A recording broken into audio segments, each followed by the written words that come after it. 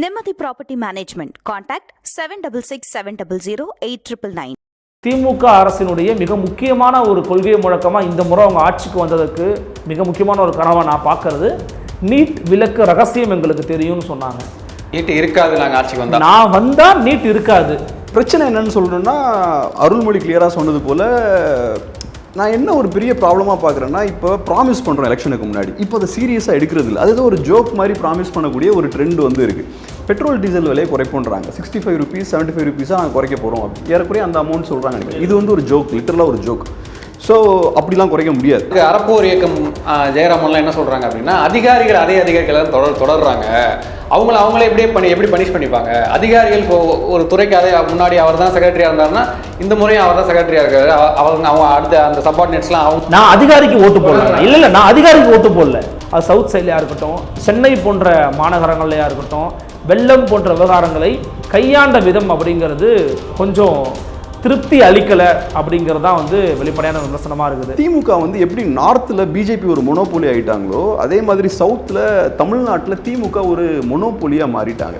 Monopoly எந்த மீனிங்ல? ஒரு political மொனோபோலியாக எதிர்கட்சிகள் வலுவாளன்றதான் சொல்ல வரேன். ஒன்றுனா, நான் காலேஜ்லாம் படிக்கும்போது போராட்டம்னாலே கம்யூனிஸ்டுகள் தான் ஏதாவது ஒரு போராட்டம் நடத்திக்கிட்டே இருப்பாங்க. அவங்க கூட்டணியில் இருந்தாலும் அவங்க அந்த பவரில் இருக்கக்கூடிய கட்சியை வந்து கொஸ்டின் பண்ணி அவங்க போராட்டங்கள் நடத்துவாங்க. இப்போ அந்த விஷயங்கள் அவங்களால பண்ண முடியல. அதே மாதிரி தலித் அட்ராசிட்டிஸை பற்றி நீங்கள் பேசுனீங்க இல்லையா, அதுவும் நான் அந்த சிக்கல் பார்க்குறேன். இப்போ கூட்டணி கட்சியிலேயே விசிகா இருக்காங்க, அவங்களால பெருசாக திமுகவை கொஸ்டின் பண்ண முடியல. ஏன்னா ஏதோ ஒரு வகையில் அவங்க திமுகவை சார்ந்திருக்காங்க. இன்னைக்கு வந்து வலியுறுத்தல்கள் கோரிக்கைகளாக தான் இல்லை, குறைந்தபட்சம் கரெக்ட் சொல்றது கரெக்டாக தான். குறைந்தபட்சம் கம்யூனிஸ்டுகள் செய்யாததை விசிகா ஓரளவு செய்கிறாங்களோன்னு நான் பார்க்குறேன்.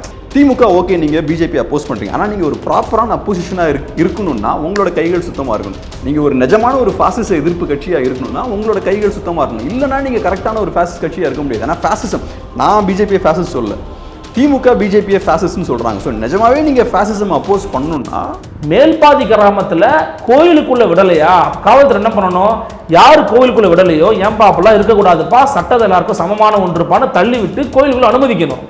நீ கோயில் இழுத்து பூட்டுற, கோயில் இழுத்து பூட்டுறது எப்படி தீர்வாக இருக்க முடியும்? அதில் விஷயம் என்னன்னா, எது கரெக்ட் எது தப்பு, கவர்மெண்ட் எல்லா இடத்துலையும் கிளியரான ஒரு வேங்க வயலுக்கு முதலமைச்சரே ஸ்பாட்டுக்கு போயிட்டு மக்கள் வாங்க நான் அவங்க கூட நிற்கிறேன், இதை தவறு பண்ணணும் சும்மா விட மாட்டோம், போய் பேசுங்க. ஏன் உதயநிதி போய் பேசட்டும்? கஸ்டடியல் டார்ச்சர் எப்படி நீங்க அனுமதிப்பீங்க? நீங்க நாளைக்கு பண்ணாங்கன்னா உங்க மேல இருக்க விமர்சனங்கள் எல்லாம் மக்கள் மறந்துடுவாங்களே, உங்களை தூக்கி வச்சு கொண்டாடுவாங்கல்ல. அப்போ அந்த விஷயத்தை ஏன் இவங்க மறுக்கிறாங்கன்னு கேட்கறேன். உங்களுடைய கோர் அஜெண்டாவே அதுதானே, உங்க கோர் தத்துவம் அப்படிங்கிறது சமூக நீதி தானே. ஸ்டெர்லைட்ல பாதிக்கப்பட்ட அந்த நபர்களுக்கு நீதியை அரசாங்கம் பெற்றுக் கொடுத்துச்சா? இந்த அருணா ஜெகதீசன் அறிக்கையில் குறிப்பிட்ட நபர்கள் மீது என்ன நடவடிக்கைகள் எடுக்கணும்னு சொல்லி கொடுக்குறாங்க. கிரிமினல் ஆக்ஷன் எடுக்க மாட்டோம், டிபார்ட்மெண்டல் ஆக்ஷன் தான் எடுப்போம்னு சொல்லி அரசாங்கம் சொல்லுது. ஏன் எடுக்கக்கூடாது? 6 பேருக்கு குண்டாஸ்ல போடுறீங்க. அறப்போர் ஜெயராமன் சொல்றாரு, கடைசியாக கடந்த 10 ஆண்டுகளில் மட்டுமே பிரிவென்டிவ் டிடென்ஷன்ல அதிகமாக வழக்குகளை போட்ட ஃபர்ஸ்ட் மாநிலம் தமிழ்நாடு தான். அதிகமாக கேஸ் போட்டிருக்கு முதல் மாநிலம் தமிழ்நாடு. 10 வருஷமா மதுரையில் இருந்தப்போ ஆர்டர் போட்டிருந்தாரு, சொல்லியிருந்தாரு. குண்டாசி அப்படியே தப்பா பயன்படுத்திக்கிட்டு இருக்கீங்க, எவனை பார்த்தாலும் குண்டாசு. வணக்கம், நான் அருண் மாணிக்கம். திமுகவினுடைய 3 ஆண்டுகால ஆட்சி எப்படி இருந்தது அப்படின்னு ஒரு மிக்சடான ரிவ்யூஸ்லாம் வந்துகிட்டு இருக்கு. பலரும் வந்து சிறப்பான ஆட்சி கொடுத்துட்டு இருக்கிறாங்க, நிறையா திட்டங்கள், நல்ல நல்ல திட்டங்கள் கொடுத்துருக்குறாங்க அப்படின்ற பாசிட்டிவ் கமெண்ட்ஸ் நிறைய பேர் சொல்கிறாங்க. இன்னொரு பக்கம் அரசின் மீதான விமர்சனங்கள். இதை பற்றி கொஞ்சம் டீட்டெயிலாக பேசலாம் அப்படின்றதுக்காக இன்றைக்கி 2 பேர் நம்மளோட இணைந்திருக்கிறாங்க. 2 பேரும் பத்திரிகையாளர்கள். ஒருவர் கேப்ரியல். வணக்கம் கேப்ரியல். வணக்கம். இன்னொரு நம்ம எல்லாருக்கும் தெரிஞ்ச அருள்மொழி வருவன். அருள் வணக்கம். வணக்கம், நல்லா இருக்கீங்களா? உங்ககிட்டேருந்தே ஆரம்பிக்கிறேன். வணக்கம் கேப்ரியல், நல்லா இருக்கீங்களா? நல்லா இருக்கேன், மகிழ்ச்சி. 3 ஆண்டுகால திமுகவினுடைய ஆட்சி திருப்தி அளிக்கிறது அப்படின்னு சொல்கிறாங்க பலர். சிலர் விமர்சனத்தை வைக்கிறாங்க. உங்களுடைய பார்வையில் செய்தி சேகரிச்சிருப்பீங்க, பல விஷயங்களை பார்த்துட்டு வந்திருப்பீங்க 3 வருஷமாக, எப்படி உணர்றீங்க? இல்லை, இந்த ஆட்சி மீதான மதிப்பீடு முதல்வர் தரப்புலேருந்து அரசு தரப்புலேருந்து எப்படி பார்க்குறாங்க அப்படிங்கிறத நம்ம முதல்ல பார்த்துடணும். ஏன்னா அவங்க நேற்று முதலமைச்சர் மு க ஸ்டாலின் அவர்கள் வெளியிட்ட அந்த வீடியோவில் கூட அவர் சொல்லியிருப்பார், எவ்வளவு கடினமான சூழலையும் கூட ஒரு நல்ல ஆட்சியை நம்ம கொடுத்துருக்குறோம் அப்படின்னு. அவர் சில காணொலி துணுக்குகளை எல்லாம் ஒருங்கிணைச்சு இதெல்லாம் நாங்கள் பண்ணியிருக்கிறோம். உதாரணத்துக்கு இந்த 1000 ரூபாய் திட்டமாக இருக்கட்டும், உரிமை தொகை திட்டம், பெண்களுக்கு புதுமை பெண் திட்டம், இப்படின்னு பல விஷயங்களை முன்வைத்து பல ஊடகங்களில் வெளியான நீயானா போன்ற ஊடகங்களில் வெளியான அந்த செய்திகள் வெளியான விஷயங்கள்லாம் கோர்வையாக ஆக்கி தான் சொல்லியிருக்கிறாங்க. ஸோ அவர் சொல்லும்போதே பார்த்திங்கன்னா, ஸ்டாலின் என்றால் உழைப்புன்னு கருணாநிதி அவர்கள் சொல்லியிருக்கிறாரு. ஆனால் ஸ்டாலின் என்றால் செயல் தான் அப்படின்னு நிறுவக்கூடிய விதமாக நான் செயல்பட்டிருக்கிறேன் அப்படின்னு முதலமைச்சர் இல்லை, எந்த அரசாங்கமும் ஆளுங்கட்சியாக இருக்கக்கூடிய கட்சி அவங்கள பெருமையாக தான் சொல்லிப்பாங்க. இல்லை என்ன சொல்கிறேன், ஜென்ரல் வியூவா, ஜென்ரல் ஆடியன்ஸாக உங்களுடைய பார்வையில் கரெக்டாக, அதாவது அவங்களுடைய பாயிண்ட் ஆஃப் வியூவிலிருந்து. ஏன்னா சில பேர் என்ன பண்ணுவாங்கன்னா, ஆளுங்கட்சியாகவே இருந்தாலும் சில குறைகள் இருக்கத்தாங்க செய்து அதை நாங்கள் நிவர்த்தி பண்ணுவோம் அப்படின்ற மாதிரியான சில பேச்சுகளுக்காவது வருவாங்க. ஆனால் நான் வந்து அந்த மாதிரி கொஞ்சம் எதிர்பார்த்தேன். என் எதிர்பார்ப்பில் அப்படி இல்லை, நிறைவேறலை. சரி, ஓகே, அது அவரோட ஸ்டாண்ட். அது வெளியிலிருந்து பார்க்கும்போது வந்து பார்த்திங்கன்னா நமக்கு வந்து பல இடங்களில் இன்னுமே கொஞ்சம் சரிப்படுத்தியிருக்கலாம், சீர்படுத்தியிருக்கலாம், நெறிப்படுத்தி கொண்டு போயிருக்கலாம் அப்படிங்கிற ஒரு பார்வை இருக்குது. உதாரணத்துக்கு அது கொள்கைகளாக இருக்கட்டும், வாக்குறுதிகளாக இருக்கட்டும், செயல்பாடுகளாக இருக்கட்டும், நிர்வாக கோளாறுகளாக இருக்கட்டும், இது எல்லா இடத்துலையுமே ஏதோ ஒரு இடத்துல கொஞ்சம் கொஞ்சமாக மிஸ் ஆகி தான் வந்திருக்குது இந்த 3 ஆண்டுகளில். இந்த ஆட்சி துவங்கும் போது ஒரு கடினமான சூழல், கொரோனாவினுடைய ஒரு இறுதி காலகட்டம், ரொம்ப ஒரு கடினமான சூழல் தான். யாருமே நிறைய பேர் சொல்லுவாங்க ஒரு ஹனிமூன் பீரியட்னு சொல்லுவாங்க. அந்த டைம் யாருமே வந்து விமர்சிக்கவே மாட்டாங்க, ரொம்ப அமைதியாக தான் கடந்து போவாங்க, யாருமே விமர்சிக்கல. இந்த ஆட்சிக்கு அந்த டைம் கொஞ்சம் கூடுதலாக கொடுத்தாங்க பிகாஸ் ஆஃப் கோவிட். யாருமே விமர்சிக்கல, எந்த இடத்துலையுமே கூட அவருடைய ஒவ்வொரு செயல்பாடுகளையும் எல்லாருமே பாராட்டினாங்க. ஏங்க இவ்வளவு கடினமான நேரத்துலையும் மருத்துவமனைக்கு போறாரு, நோயாளிகளை பார்க்குறாரு அப்படின்னு எல்லோருமே பாராட்டினாங்க, வரவேற்றாங்க. எஸ், அது வந்து ஒரு பெரிய ஒரு விஷயம். அதுவும் ஒன்றிணைவோம் வா அப்படின்னு சொல்லி அந்த நேரத்தில் மன ரீதியாக நாங்கள் ஒன்றிணைக்க முயற்சி பண்ணுறோம் அப்படின்னு சொல்லி பண்ண டாக்டிக்ஸ்லாம் ரொம்ப முக்கியமானது தான் திமுக பண்ணது. ஆனால் அதன் பிறகான காலகட்டங்களில் நம்ம பார்க்க வேண்டியது எதிர்க்கட்சிகளுடைய விமர்சனங்கள் அப்படிங்கிறத உதாசீனப்படுத்த நிராகரிக்க முடியாது அப்படின்னு பார்க்குறேன். காரணம் என்ன அப்படின்னா, திமுக அரசினுடைய மிக முக்கியமான ஒரு கொள்கை முழக்கமாக இந்த முறை அவங்க ஆட்சிக்கு வந்ததுக்கு மிக முக்கியமான ஒரு கனவை நான் பார்க்கறது, நீட் விலக்கு ரகசியம் எங்களுக்கு தெரியும்னு சொன்னாங்க. நீட் இருக்காது, நாங்கள் ஆட்சிக்கு வந்தால் நான் வந்தால் நீட் இருக்காது, அதுக்காக எங்களுக்கு வாக்களிங்க, எங்களுக்கு எப்படி எடுக்கணும்னு தெரியும்னு அமைச்சர் மரியாதைக்குரிய உதயநிதி ஸ்டாலினே அவர்களே பேசியிருந்தாங்க. அவருடைய காணொலிகள் எல்லாமே இருக்குது. அவர் என்ன சொன்னார்னா, நாங்கள் வந்தால் நீட் இருக்காது, அந்த ரகசியம் எங்களுக்கு தெரியும்னு சொன்னார். இன்றைக்கு தான் போன வாரம் 2 நாளுக்கு நடந்த நீட் எக்ஸாம் முடிஞ்சிருக்குது. இந்த ஆட்சிக்கு கொஞ்சம் எத்தனை நீட் எக்ஸாம்ங்கிறத நீங்கள் கணக்கு பண்ணி பார்த்துக்கலாம். அப்போது மரணங்கள் நடந்திருக்குது. இந்த ஆட்சியில் மரணம் நடந்த பிறகு தான், தற்கொலை நடந்த பிறகு தான், அந்த ஒரு இடத்துல கூட கடைசியாக வந்து பார்த்தீங்கன்னா அமைச்சர் உதயநிதி ஸ்டாலின் அவர்கள் பேசும்போது ஆளுநர் எதிர்த்து ரொம்ப கடுமையாக கூட விமர்சனம் பண்ணி பேசியிருப்பார். இது ஒரு விஷயம் விவகாரம். அதே போல் இயற்கை பேரிடர்களை எதிர்கொண்ட விவகாரத்தில் இந்த அரசின் மீதான விமர்சனங்கள் அப்படிங்கிறது இன்னுமே இருக்க தான் செய்யுது. அது சவுத் சைட்லையாக இருக்கட்டும், சென்னை போன்ற மாநகரங்கள்லையாக இருக்கட்டும், வெள்ளம் போன்ற விவகாரங்களை கையாண்ட விதம் அப்படிங்கிறது கொஞ்சம் திருப்தி அளிக்கலை அப்படிங்கிறது தான் வந்து வெளிப்படையான விமர்சனமாக இருக்குது. இன்னொரு பக்கம் வந்து தலித்துகள் வந்து கோயிலுக்குள்ளே நுழைவிடாமல் பண்ணுற விவகாரங்கள் அப்படிங்கிறது தமிழ்நாட்டில் எப்படி வந்து இருக்குது அப்படிங்கிறது குறித்து முனைவர் ரவிக்குமார் அவர்கள் உட்பட எல்லோருமே கூட்டணி கட்சிகள் இருந்தாலுமே கூட வெளிப்படையாக வந்து பேசியிருந்தாங்க. அது மேல்பாதியாக இருக்கட்டும், இப்போது சேலத்தில் தீவெட்டிப்பட்டியாக இருக்கட்டும், இப்படி வேங்கை வயல், இது போன்ற சம்பவங்கள் வந்து என்ன மாதிரியான ஒரு தாக்கத்தை ப்ரொஃபஸர் லக்ஷ்மணன் வந்து ஒரு நியூஸ் மினிட்டில் திரு ஷபீர்ட்ட ஒரு பேட்டியில் சொல்லியிருப்பார். தலித்துகள் எப்படி தமிழ்நாட்டில் வந்து இது பண்ணப்படுறாங்க, எங்கெல்லாம் ஒடுக்கப்படுறாங்க, அது இன்னும் ஏன் தீர்க்கப்படாமல் இருக்குது அப்படின்னு. அப்போ என்னன்னா, ரூட் லெவலில் இந்த ஐடியாலஜி வந்து போய் சேரலை, அல்லது சேர்க்கப்படுவதற்கான வேலை திட்டங்கள் இவங்ககிட்ட இல்லையோ அப்படிங்கிற ஒரு பார்வை எனக்கு இருந்துச்சு. ஏன்னா சமூக நீதி கண்காணிப்பு குழு ஒரு குழுவை போட்டாங்க. அந்த சமூக நீதி கண்காணிப்பு குழு உண்மையிலேயே சமூக நீதி நிலைநாட்டுவதற்காக என்னெல்லாம் வேலை பண்ணியிருக்கிறாங்க, அவங்களுடைய ரிப்போர்ட் என்ன, அவங்கள்ட்ட ஒரு வெள்ளை அறிக்கையை வாங்கணும்ல, நாங்கள் இவ்வளோ இடங்களுக்கு போயிருக்கிறோம், இவ்வளோ இடங்களுக்கு ட்ராவல் பண்ணியிருக்கிறோம் அப்படின்னு. இந்த முறை எனக்கு என்ன ஒரு ஆச்சரியம்னா, இந்த சமூக நீதி, இந்த பட்டியல் சமூக மக்களுக்கு அவங்களுக்கு எதிரான ஒடுக்குமுறைகளை யார் எதிர்த்துருக்கிறாங்கன்னா அவங்க தரப்பை தான் எதிர்த்துருக்கிறாங்க. ஃபார் எக்ஸாம்பிள், அந்த வேங்கை வயல் கிராமத்தில் இருக்கிற மக்கள் அவங்க எல்லாருமே ஒன்றா சேர்த்து நாங்கள் தேர்தலை புறக்கணிக்கிறோங்க அப்படின்னு பேசுனாங்க. ஒரு சின்ன ஒரு மாணவனுடைய உரையாடலை கேட்டிருப்பீங்க. ஒரு ஆசிரியர் அந்த மாணவன்கிட்ட சொல்கிறாங்க, நீங்கள் வந்து அவங்க ஆளுங்க நம்ம ஆளுங்கன்னு சொல்லும்போது எல்லாருமே சமந்தான டீச்சரும் அந்த பையன் தான் சொல்கிறான். இன்னைக்கு நாங்குநேரியில் 12வது வகுப்பு படிக்கிற ஒரு பையனை அறிவாளால் சாதிய ஆணவ அந்த மனநிலையில் வெட்டன அந்த பசங்கள்லாம் எல்லாரும் ஒத்துமையாக இருக்கணும், எல்லாரும் ஒன்றா படிக்கணும், எல்லாரும் சேர்ந்து இருக்கணும்னு அந்த பையன்தான் வந்து அதை சொல்கிறான். ஸோ இது மண்ணினுடைய குரல் அப்படிங்கிறது அப்படி தான், ஒற்றுமையாக எல்லாரும் இருக்கணும், சமூக நீதி பேசணுங்கிறதா மண்ணினுடைய குரலாக இருக்குது.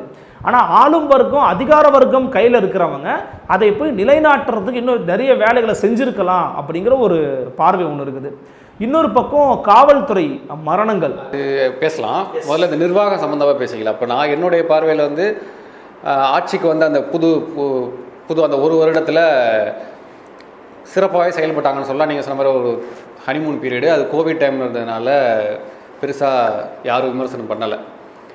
முக்கியமாக இந்த சோஷியல் மீடியாவில் ட்ரெண்ட் ஆகக்கூடியவங்க, அவங்களுடைய குறைகளை சொல்லக்கூடியவங்களாம் நேரில் அழைச்சிருந்து பார்க்குறது. குறிப்பாக மகாபலிபுரத்தில் வந்து அந்த ஊசி பாசி விற்கிற அந்த பெண்மணியை போய் அவங்க வீட்டில் போய் சந்திச்சாங்க. அதே மாதிரி அப்துல் கலாம்னு ஒரு பையன் ஒருத்தர் சின்ன பையன் பேட்டி கொடுத்தான், அந்த பையனுக்கு வீடு கொடுத்தாரு வந்து பேசினேன். அதே மாதிரி ஒரு பொண்ணு, ஸ்கூல் பொண்ணு, கல்வித்துறை அமைச்சர் போய் முதலமைச்சரை சந்திக்க வச்சார். அந்த மாதிரியான சம்பவங்கள்லாம் இப்போயே நடக்கலை. இந்த நாங்குநேரி பையனை ஏன் கூப்பிடலை, அந்த மாதிரி சம்பவங்கள்லாம் இப்போயே நடக்கலை.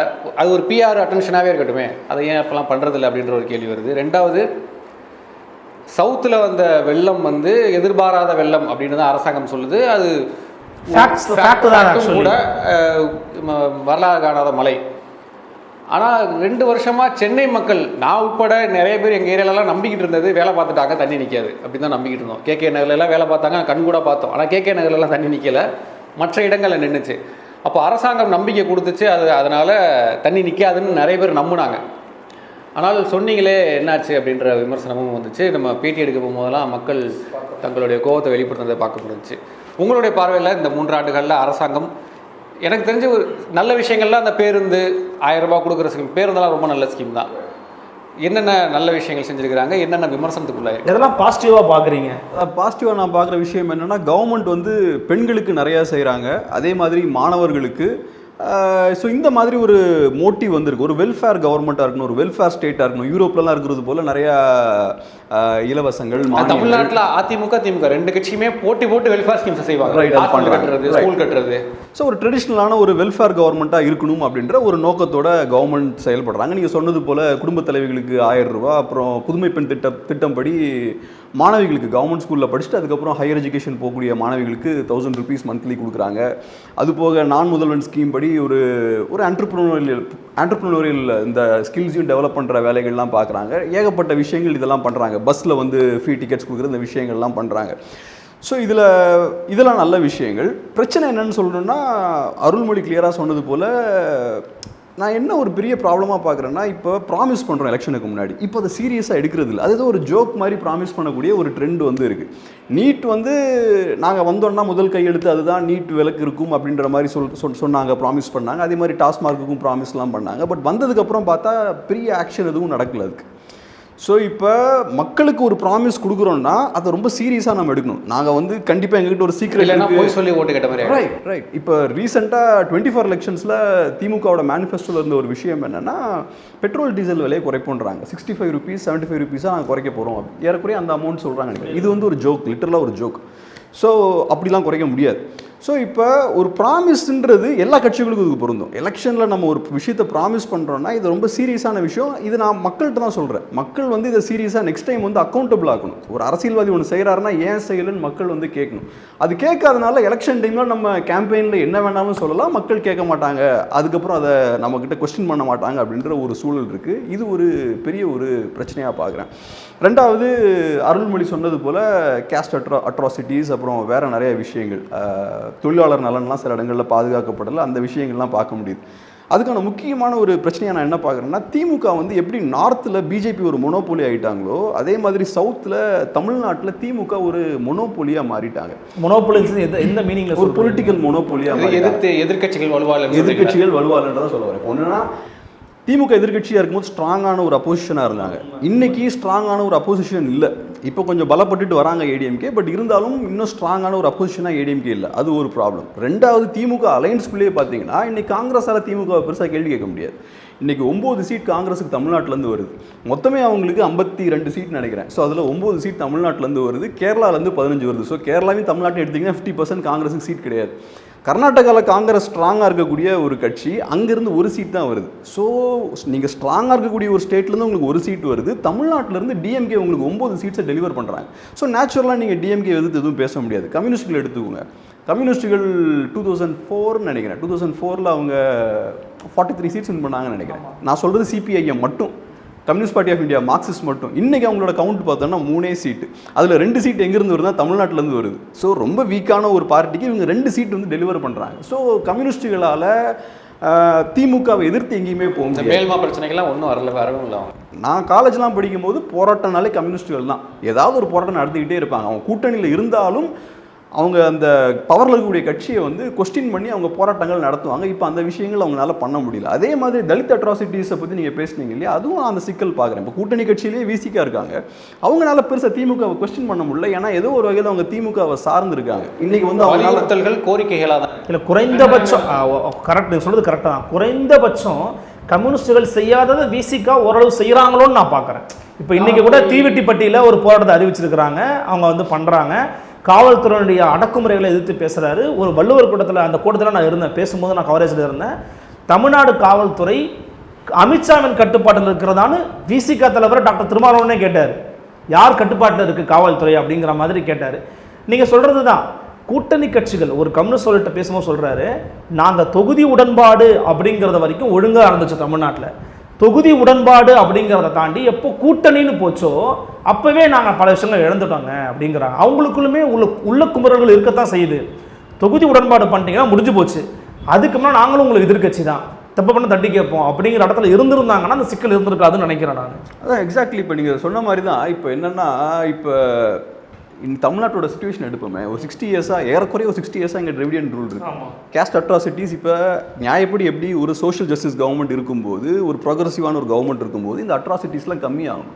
இப்போ கம்மியாக இருக்குது அதிகமாக இருக்கான்னு பார்த்தோன்னா, லேட்டஸ்ட் ரெக்கார்ட்ஸ்லாம் எடுத்து பார்க்கும்போது சாதி சம்மந்தமான இந்த க்ரைம்ஸ்லாம் வந்து இன்க்ரீஸ் ஆகிட்டு இருக்கு. ஸோ இப்படிப்பட்ட ஒரு சூழல் இருக்கும்போது நான் என்ன எதிர்பார்க்குறேன்னா, விசிகாலாம் இன்னும் கொஞ்சம் கூட அக்ரெசிவாக செயல்படலாம். ஏன்னா உங்களோட கிளைம் என்னன்னா, நாங்கள் ஒரு ப்ரோக்ரஸிவ் கவர்மெண்ட்னா 10 கிரைம் நடக்கிற இடத்துல 2 கிரைம் தான் நடக்கணும், கம்மியாகணும். இப்போ வந்து பல மடங்கு இன்க்ரீஸ் ஆகுது. ஸோ அப்போ வந்து இன்னும் கொஞ்சம் கூட அக்ரெசிவாக இருக்கணும் அப்படின்றது என்னோட விருப்பம். ஆனால் என்ன பாயிண்ட்னா, நான் சொல்ல வந்தது, இந்த கட்சிகளுக்கு இப்போ இண்டிபெண்ட்டாக செயல்படக்கூடிய அந்த கெப்பாசிட்டி கம்மியாகிக்கிட்டே இருக்குது. திமுக ஒரு மொனோபோலி, பொலிட்டிக்கல் மொனோபோலியாக மாறிட்டாங்க. இவங்கெல்லாம் அவங்கள சார்ந்து இருக்கக்கூடிய கட்சிகளாக மாறிட்டாங்க. இப்போ கம்யூனிஸ்டுகளே பார்த்தோன்னா அவங்க திமுகட்டிருந்து ஃபண்ட்ஸ் வாங்கக்கூடிய லெவலில் இருக்காங்க அவங்க. ஸோ இப்படி இருக்கும்போது அவங்களால ரொம்ப அக்ரெசிவாக போய் வந்து எதிர்க்க முடியாதுங்கிறீங்க. எதிர்க்க முடியாது, அந்த ஒரு சிக்கல் இருக்குது. இது ஒரு பிரச்சனை. ஸோ ஒன்று எதிர்கட்சியில், ரெண்டாவது கூட்டணியில் இருக்க கட்சிகளுக்கும் பெருசாக ப்ரெஷர் போட முடியல. மூணாவது பிரச்சனை என்னென்னா, மீடியா வந்து ஓரளவுக்கு சப்சர்வியன்ட்டும் வாங்க இல்லையா, அவங்களும் பெருசாக கொஸ்டின் பண்ணுறதுக்கான ஒரு மூடில் இல்லை. ஸோ இதெல்லாம் சேரும்போது என்ன ஆகுதுன்னா, செக்ஸ் அண்ட் பேலன்ஸ் வந்து மிஸ் ஆகுது. ஒரு கட்சி ஸ்ட்ராங்காக இருக்குன்னா அந்த கட்சியை கொஸ்டின் பண்ணுறதுக்கு ஒரு செக்ஸ் அண்ட் பேலன்ஸ் வந்து சிஸ்டமில் வேணும். எப்படி அதிமுக ஆட்சியில் திமுக ஒரு ஸ்ட்ராங்கான எதிர்கட்சியாக இருந்தாங்க, ஒரு நல்ல ஒரு பேலன்சிங் ஃபோர்ஸாக இருந்தாங்க, பவர்ஃபுல்லாக அப்போஸ் பண்ணாங்க, நல்ல எதிர்கட்சி. மீடியாக்கள் உட்பட 8 வழிச்சாலை, தூத்துக்குடி, ஆமாம் 8 வழிச்சாலையாக இருக்கட்டும், தூத்துக்குடியாக இருக்கட்டும், ஜெயராஜ் பன்னிக்ஸோட சாத்தான்குளம் படுகொலையாக இருக்கட்டும், இப்படி எல்லா விஷயத்துக்குமே திமுகவும் குரல் கொடுத்துச்சு, மீடியாக்களும் குரல் கொடுத்தாங்க. இவர் சொல்றாங்க செக்ஸ் அண்ட் பேலன்ஸ் ரொம்பவே கரெக்டாக அருமையாக இருந்துச்சு ஆக்சுவலி அதிமுக ஆட்சி காலகட்டத்தில். அது இப்போ இல்லை, சுத்தமாக இல்லை அப்படிங்கிறதா கருத்து. ஸோ இது ஒரு பெரிய பிரச்சனையாக பார்க்குறேன். இது ஃபியூச்சரில் எங்கே போய் முடியும்? ஜேர்னலிஸ்ட் மணி கூட சொல்லியிருந்தாரு, திமுக எதிர்கட்சியாக இருக்கும்போது, அதாவது அதிமுக ஆட்சி காலத்தில் மீடியா வந்து திமுகவுக்கு சப்போர்ட் பண்ணாங்க, திமுக ஆட்சி காலத்தில் மீடியா திமுகக்கே சப்போர்ட் பண்ணுறாங்க, இது ரொம்ப ஆபத்து அப்படின்னு அவர் சொல்லியிருந்தார். உங்கள் பேட்டி தான் நினைக்கிறேன், ஏதோ ஒரு பேட்டியில் சொல்லியிருந்தாரு. அதை நீங்கள் சொன்னது மாதிரி திமுக நல்ல ஒரு எதிர்கட்சியாக ஃபங்க்ஷன் ஆனாங்க. இப்போ அது அந்த பெரிய ஒரு வேக்குவம் இருக்குது. அது போக இப்போ இந்த புற சூழல் இருக்குல்ல, இந்தியா முழுக்க எப்போவுமே சில நேரங்களில் பார்த்தோன்னா, ஃபஸ்ட்டு வந்து பரவாயில்ல நிறைய கம்பெனிஸ் இருக்கும் பிஸ்னஸில் பார்த்தோன்னா, அப்புறம் ஒரு பாயிண்டில் மொனோபோலியை நோக்கி போகும், சில கம்பெனிஸ் தான் சர்வே ஆகும். அந்த மாதிரியான ஒரு சூழல் தான் இப்போ சோஷியலாகவும் இங்கே இருக்குது. அங்கே பிஜேபி ஒரு பவர்ஃபுல்லான மொனோபோலியாக இருக்காங்க, இங்கே டிஎம்கே ஒரு பவர்ஃபுல்லான மொனோபோலியாக இருக்காங்க. ஸோ இது ஒரு ஃபேஸ் தான், இதை கடந்து நம்ம வரணும். எனக்கு இதில் ஒரே ஒரு கேள்வி இருக்குது. இப்போது இவர் சொல்கிற மாதிரி தான் இந்த வெளியில் இருக்கக்கூடிய அழுத்தங்கள் இருக்குல்ல, ஃபார் எக்ஸாம்பிள் டிஎம்கே என்ன வந்து கிளைம் பண்ணிக்கிட்டே இருக்கிறாங்க, சொல்லிக்கிட்டே இருக்கிறாங்க அப்படின்னா, நாங்கள் எவ்வளோ அழுத்தங்களுக்கு உட்படுறோன்னு பார்த்தீங்களா இல்லையா? இடி, சிபிஐ, ஐடி, எல்லா விதமான புலனாய்வு அமைப்புகளையும் ஏவல் துறைகளாக நடுவண் அரசு பயன்படுத்திக்கிட்டு இருக்கு. நாங்கள் ஒரு நெருக்கடியான சூழலில் இருக்கிறோம், அதனால தான் முதலமைச்சராக நான் சக்திக்கு மீறி நான் செயல்பட்டுக்கிட்டு இருக்கிறேன் அப்படின்னு சொல்கிறாருல்ல. அப்போ இந்த நெருக்கடிகளெல்லாம் திமுக ஃபேஸ் பண்ணும்போது திமுகவை யாருமே வந்து சொல்லலையே, காப்பாற்றலையே அப்படிங்கிறாங்கல்ல, அந்த பாயிண்ட் ஆஃப் வியூ நீங்கள் எப்படி மதிப்பீடு செய்றீங்க? ஒரு விஷயம் நான் திமுகவோட சாதனைகளில் நான் சொல்லியிருக்கணும். திமுக ஒரு விஷயத்தில் ரொம்ப தெளிவாக இருக்காங்க. என்னென்னா, அவங்க ஆன்டி பிஜேபி ஸ்டாண்டை நேஷனல் லெவலில் எடுத்திருக்காங்க. ஏடிஎம்கே பீரியட்ல இங்கே ஒரு வீக்கான ஸ்டேட் கவர்மெண்ட் இருந்த மாதிரியான ஒரு தோற்றம். பட் இப்போ வந்து சென்ட்ரல் கவர்மெண்ட் அப்போஸ் பண்ணி நிறைய விஷயங்கள்ல பேசுறாங்க. அது எந்த அளவுக்கு ரிசல்ட் ப்ரொடியூஸ் பண்ணிருக்குன்றது ரெண்டாவது கேள்வி. பட் தோற்றம் வைஸ் பார்க்கும்போது ஒரு அப்போசிஷன் பண்றாங்க அப்படின்னு தெரியுது. இப்போ யூசிசியா இருக்கலாம், சிஏஏவா இருக்கலாம். இப்போ இந்த அவங்களோட ரீசன்ட் மேனிஃபெஸ்டோவில் காஷ்மீருக்கு நாங்கள் ஜேஎன்கேக்கு நாங்கள் ஸ்டேட்ஹுட் வாங்கி தருவோம்னு பேசுறாங்க. ஸோ இதெல்லாம் ஒரு விவாத பொருளாக, ஒரு பேசு பொருளாக மாத்துறாங்க. அந்த விஷயம்லாம் கரெக்ட். பட் நம்மளோட ஒரே கன்சர்ன் என்னன்னா, திமுக ஓகே நீங்கள் பிஜேபி அப்போஸ் பண்ணுறீங்க, ஆனால் நீங்கள் ஒரு ப்ராப்பரான அப்போசிஷனாக இருக்கணும்னா உங்களோட கைகள் சுத்தமாக இருக்கணும். நீங்கள் ஒரு நிஜமான ஒரு ஃபாசிச எதிர்ப்பு கட்சியாக இருக்கணும்னா உங்களோட கைகள் சுத்தமாக இருக்கணும். இல்லைனா நீங்கள் கரெக்டான ஒரு ஃபேசிஸ்ட் கட்சியாக இருக்க முடியாது. ஏன்னா ஃபேசிசம், நான் பிஜேபியை ஃபேசிஸ்ட் சொல்ல, திமுக பிஜேபியை ஃபேசிஸ்ட்னு சொல்கிறாங்க. ஸோ நிஜமாவே நீங்கள் ஃபேசிசம் அப்போஸ் பண்ணணுன்னா நீங்கள் க்ளீனான ஒரு பார்ட்டியாக இருக்கணும். ஸோ நீங்கள் ஓட்ஸுக்கு வந்து பணம் கொடுக்குற விஷயமா இருக்கலாம், ஊழலாக இருக்கலாம், இந்த விஷயங்கள்லாம் பண்ணிங்கன்னா ஒன்று மக்கள் உங்களுக்கு சப்போர்ட் பண்ண மாட்டாங்க, ரெண்டாவது நீங்கள் வந்து ஈஸி டார்கெட்டாக மாறிடுவீங்க பிஜேபிக்கு. ஸோ அது ரொம்ப அவசியம். இன்னொன்று, திமுகவுடைய திட்டங்களில் அதிமுக சார்பாக என்னோட பேட்டியில் விமர்சனங்கள்லாம் வச்சாங்க. என்னென்னா, இந்த மக்களை தேடி மருத்துவம், இல்லம் தேடி கல்வி, இந்த ரெண்டுமே வந்து ஒரு ஹம்பக்கு, இதை வந்து வெர்ச்சுவலாக பண்ணி இவங்க கொள்ளையடிக்கிறாங்க அப்படின்னு ஒரு அதிமுக ஒரு குற்றச்சாட்டை வச்சுருந்தாங்க. இப்போ அதிமுக ஆட்சி காலத்தில் ஒரு அம்மா மினி கிளினிக்னு ஒன்று இருக்கும், அது ஃபிசிக்கலாக அங்கே இருக்கும். ஒரு டாக்டர் இருப்பார், ஒரு மருத்துவ உதவியாளர் இருப்பாங்க, ஒரு செவிலியர் இருப்பாங்க. இல்லைன்னா ரிப்போர்ட் ஆகும், மீடியாக்காரன் கேமரா எடுத்துகிட்டு போய் இங்கே இல்லைங்க, இங்கே ஒரு கட்டடமே இல்லை அப்படின்னு நீங்கள் சொல்லிடுவீங்க. ஆனால் இவங்க விர்ச்சுவலாக எல்லாமே கிரியேட் பண்ணி 1 கோடி பேருக்கு நாங்கள் மருத்துவம் பார்த்துருக்கோம் அப்படின்னு சொல்கிறாங்க. டேட்டா இருக்குது அப்படின்னு சொல்கிறாங்க. யார் அந்த 1 கோடி பேர்? இந்த 2 திட்டமும் வெர்ச்சுவலாக இவங்க வந்து அவங்க பயன்படுத்துகிற வார்த்தை விஞ்ஞான ரீதியாக ஊழல் செய்கிறாங்க அப்படின்னு அதிமுக பயன்படுத்துனாங்க. கல்யாண சுந்தரம் தான் சொன்னார். இந்த 2 விமர்சனமும் இது சொன்னீங்களே, கஸ்டோடியல் டெத் மேட்டர் சொல்லணும். அதிமுக ஆட்சி காலத்தில் நடந்துச்சு. அது பெருசாக வேர்ல்டு வைடு ட்ரெண்டிங்கில் கொண்டுட்டு போனது திமுக. சாத்தான்குளம் மேட்டர் வந்து திமுக வந்து பெருசாக கையில் எடுக்காமல் இருந்திருந்தாங்கன்னா உண்மையிலேயே நிறைய பேரோட ரீச்சுக்கு வந்து அது ஆயிருக்காது. அந்த அளவுக்கு அது மிகப்பெரிய விஷயமா சொன்னாங்க. உண்மையில் மிகப்பெரிய விஷயம் தான், அதில் மாற்றுக்கிறதுலாம் ஒன்றும் கிடையாது. ஏன்னா கஸ்டடியல் டார்ச்சர் யாருக்கு நடந்தாலுமே அது தவறு தான். ஒரு குற்றவாளியவே அப்படி பண்ணாலுமே அது தவறு தான் நம்ம சொல்றோம். முதலமைச்சர் சொல்லலையா, ஜெய்பீம் படம் பார்த்துட்டு வந்து இதே சித்திரவதையை நான் மிஸ்ஸா காலத்துல அனுபவிச்சிருக்கிறேன் அப்படின்னு சொல்லி பேசியிருக்காரு. மிஸ்ஸா காலத்துல நான் அனுபவிச்சதெல்லாம் வந்து பாருங்கன்னு சொல்லி படத்திறப்பு விழாவுக்கு எல்லாரும் கூப்பிடுறாரு. ஸோ அது அவருக்கு தெரிஞ்சிருக்கும், அரசாங்கத்துக்கு தெரியும். இந்த அரசு வந்த பிறகு வெளிப்படையாக வந்து பல்வீர் சிங் அப்படிங்கிற ஒரு IPS அதிகாரி பற்களை பிடுங்குறாரு, பல்ல பிடுங்கி அனுப்புறாரு, பல்ல உடைக்கிறாரு, அந்த கற்களால் எடுத்து பள்ளி ஈறி குத்துறாரு அப்படின்னு தெரிஞ்சிருக்குது. ஆனால் அவர் மீது துறையினர் நடவடிக்கையை எப்போ எடுத்தாங்க அப்படிங்கிறத பார்க்கணும். அவருக்கு IPS அதிகாரிகளுடைய வட்டம் துணை செய்து இந்த எக்ஸிக்யூட்டிவ்ஸில் இருக்கக்கூடிய அந்த அதிகார வர்க்கம் இருக்கு இல்லையா, அது கட்சி அரசியலையே தீர்மானிக்குது. அவங்கள இவங்க சொல்கிறத கேட்க வைக்குது. ஆனால் உண்மையிலேயே அப்படி இருக்கக்கூடாது. இல்லை, நாங்கள் சொல்கிறத எக்ஸிக்யூட்டிவ்ஸ் வந்து அதை எக்ஸிக்யூட் பண்ணணுங்கிறது அவங்க IPS IAS அதிகாரியோடைய வேலை. ஆனால் அந்த அளவுக்கு பல்வீர் சிங் விவகாரத்தில் நடந்துச்சு நம்மளால் வந்து பார்க்க முடிகிறது. சென்னையில் விக்னேஷ்னு ஒருத்தனை இது பண்ணாங்க, அதை ஷபீர் தான் எடுத்து எக்ஸ்போஸ் பண்ணார். இதை தினகரன் ஒரு பையன் எடுத்து எக்ஸ்போஸ் பண்ணார் இந்தியன் எக்ஸ்பிரஸில். அதன் பிறகு சமீபத்தில் நடக்கிற எல்லா சம்பவங்களும் எடுத்து பாருங்கள். இப்போது கடைசியாக ஏப்ரல் மாதம் 12 நாட்களில் 4 காவல் மரணங்கள் நடந்திருக்குது, கஸ்டடியல் டெத்து நடந்திருக்குது, இன்க்ளூடிங் ஒரு கவுன்சிலர் உட்பட. அப்போது கஸ்டடியல் டார்ச்சரையோ கஸ்டடியல் டெத்தை பற்றியோ ஒரு புரிதல் இருக்கா? அப்போ காவல்துறை யார் கட்டுப்பாட்டில் இருக்காங்க? இந்த சேலம் தீவெட்டிப்பட்டி விவகாரத்தில் கூட காவல்துறை பாதிக்கப்பட்ட பட்டியல் சமூக மக்களாக இழுத்துட்டு போகிறாங்க, அவங்களெல்லாம் டார்ச்சர் பண்ணுறாங்கன்னு விசிகாவுடைய துணை பொதுச் செயலாளர் திரு வன்னியரசு குற்றச்சாட்டு முன்வைக்கிறாரு. அப்போ நீங்கள் யார் பக்கம் நிற்கிறீங்க? நீங்கள் அப்போ காவல்துறை யார் பக்கம் நிற்குது? மேல்பாதி கிராமத்தில் கோயிலுக்குள்ளே விடலையா? காவல்துறை என்ன பண்ணணும்? யார் கோயிலுக்குள்ளே விடலையோ, ஏன்பா அப்பெல்லாம் இருக்கக்கூடாதுப்பா, சட்டத்தை எல்லாருக்கும் சமமான ஒன்றுப்பான தள்ளி விட்டு கோயிலுக்குள்ளே அனுமதிக்கணும்.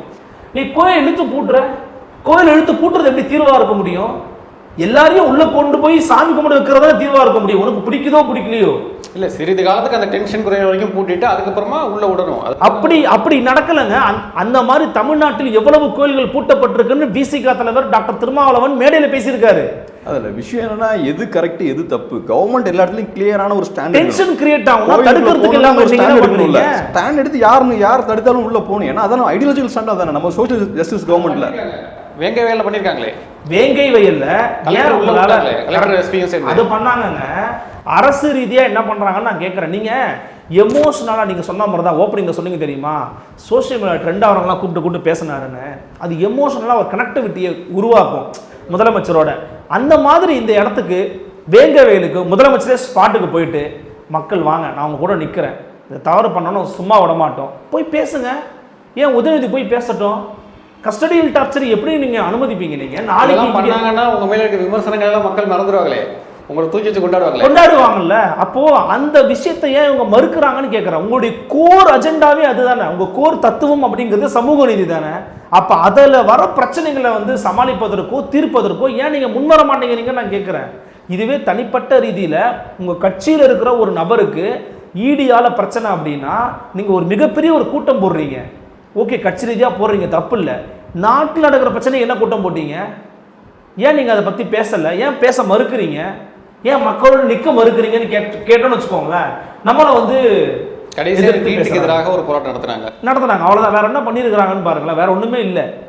நீட்டுக்கு எதிராக நம்ம கேட்டது ஒரே ஒரு கையெழுத்து தான். இவங்க 50 லட்சம் கையெழுத்து வாங்கினாங்க. ஒரே ஒரு கையெழுத்து குடியரசுத் தலைவர்கிட்ட தேவை. அப்போ உங்களால் முடியுமா முடியாதான்றதை நீங்கள் வெளிப்படையாக பேசியிருந்தீங்கன்னா பிரச்சனை கிடையாது.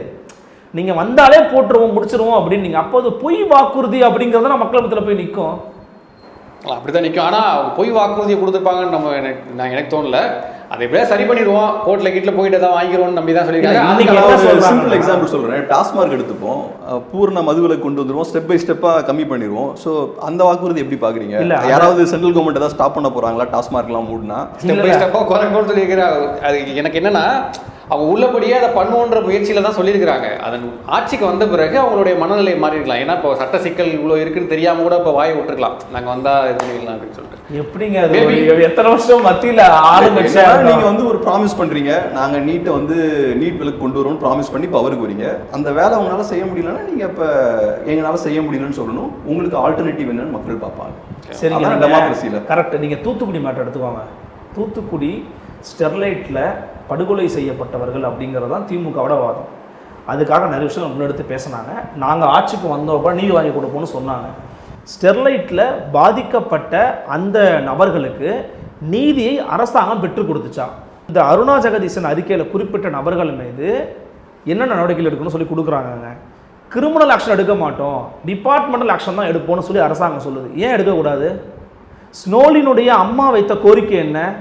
இங்கே சுட்டு கொல்லப்பட்டவர்கள் சார்பாக நினைவு தூண் அமைக்கணும், இவங்களுக்கான நீதியை பெற்றுக் கொடுக்கணும், யார் கொலை செய்தார்களோ அவர்கள் மீது கொலை வழக்கை பதிவு செய்து சிறையில் அடைக்கணும்னு சொன்னாங்க. ஏன் அதை நீங்கள் பண்ணலை? அப்போ ஆட்சிக்கு வருவதற்கு முன்னாடி ஒரு வாக்குறுதி கொடுக்குறீங்க, வந்த பிறகு அதை செயல்படுத்த மாட்டீங்க அப்படின்னா உங்களை எப்படி மக்கள் நம்புவாங்க? அதுக்கு அறப்போர் இயக்கம் ஜெயராமன்லாம் என்ன சொல்கிறாங்க அப்படின்னா, அதிகாரிகள் அதே அதிகாரிகள் தொடர்றாங்க, அவங்களே எப்படி பனிஷ் பண்ணிப்பாங்க? அதிகாரிகள் இப்போ ஒரு துறைக்கு அதே முன்னாடி அவர் தான் செக்ரட்டரியாக இருந்தாருன்னா இந்த முறையும் அவர் தான் செக்ரட்டரியாக இருக்காரு. அவங்க அடுத்த அந்த சப்பார்டினேட்ஸ்லாம் நான் அதிகாரிக்கு ஓட்டு போடல. இல்லை, நான் அதிகாரிக்கு ஓட்டு போடல. யாருமே அதிகாரிகளை நம்பி ஓட்டு போடலை. எல்லாருமே ஸ்டாலினை பார்த்து ஓட்டு போட்டாங்க, திமுக பார்த்தானே ஓட்டு போட்டாங்க. அப்போ நான் திமுக தானே கேள்வி கேட்பேன். என்னங்க கிடைச்சது நீதி? யாருமே தூத்துக்குடி படுகொலை ஆதரிக்கலைங்க. அப்படி அதை ஆதரிக்கிறவங்களும் யாரும் ஆதரிக்கல. தப்புலாம் இல்லைங்கன்னு சொல்லுவோம், யாருமே ஆதரிக்கல. அப்படியாக உங்கள் உணர்வோடு சம்பந்தப்பட்ட ஒரு விவகாரத்தில் ஏன் நடவடிக்கை எடுக்கல நீங்க? மேல்மா பிரச்சனையும் அப்படிதான்.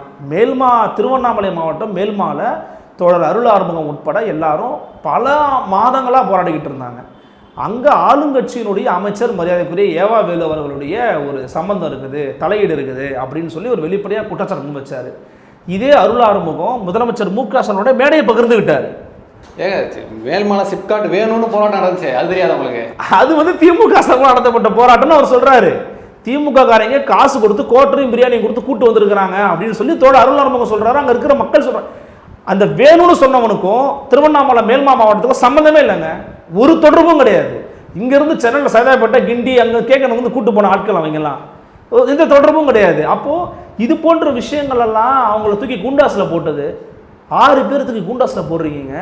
அறப்போர் ஜெயராமன் சொல்கிறாரு, கடைசியாக கடந்த 10 ஆண்டுகளில் மட்டுமே ப்ரிவென்டிவ் டிடென்ஷனில் அதிகமாக வழக்குகளை போட்ட ஃபர்ஸ்ட் மாநிலம் தமிழ்நாடு தான். அதிகமாக கேஸ் போட்டிருக்கு முதல் மாநிலம் தமிழ்நாடு. 10 வருஷமா மதுரையில் இருந்தப்போ ஆர்டரே போட்டிருந்தாரு, சொல்லியிருந்தாரு. குண்டாசு அப்படியே தப்பா பயன்படுத்திக்கிட்டு இருக்கீங்க. எவனை பார்த்தாலும் குண்டாசு, எதுக்கு எடுத்தாலும் குண்டாசு. விவசாயிகள் எது குண்டாசு போட்டீங்க, அப்புறம் ரிப்பீல் பண்றீங்க. தமிழக வரலாற்றில் இப்படி நடந்தது கிடையாது. அப்புறம் கேட்டா சொன்ன ஒண்ணு எடுத்துட்டாருல அப்படின்னு சொல்லி சொல்றீங்க. போட்டிருக்கவே கூடாது இல்லைங்க முதல்ல. அதெல்லாம் ரொம்ப தப்பான விஷயம். சரி, பார்க்கலாம். இன்னும் எஞ்சிருக்கக்கூடிய காலங்களில் இந்த அரசு எப்படி செயல்படுது அப்படின்றதையும் நம்ம பொறுத்து ரிசல்ட்டுக்கு அப்புறம் இன்னும் நிறைய தெரியும். ஆமாம், ரிசல்ட்டுக்கு அப்புறம் ரிசல்ட்டு எப்படி வருதுன்றதை பொறுத்து அரசாங்கத்தினுடைய செயல்பாடும் மாறும் அப்படின்றத நம்ம வரலாறுல பார்த்துருக்கோம். அதனால் பார்க்கலாம்.